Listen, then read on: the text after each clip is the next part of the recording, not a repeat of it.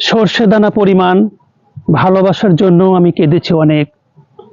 অশেষ মিনতি কাকতি, বন্ধুর পথ ধরে রানার হয়ে ছুটে যাওয়া, প্রকৃতির আদরের ভোরের নির্যাসে ফুটন্ত গোলাপ, বাক্সবন্ধী পায়রার মতো অবিরাম ডেকে যাওয়া সুকঠিন আহ্বান, সঘন বর্ষার মতো আমার চোখে নোনা জল ঝরেছে পাথরের ঝর্ণার উপরে।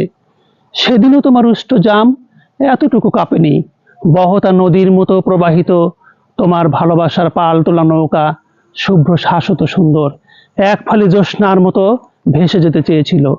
তুমি দাওনি ভেসে যেতে, ছিঁড়ে ফিরে আমার ভালোবাসার ব্যবচ্ছেদ করেছ বারংবার। শিশিরে ভেজা আমার গোলাপের ঘ্রাণ তোমার ইন্দ্রিয় ছুঁতে পায়নি।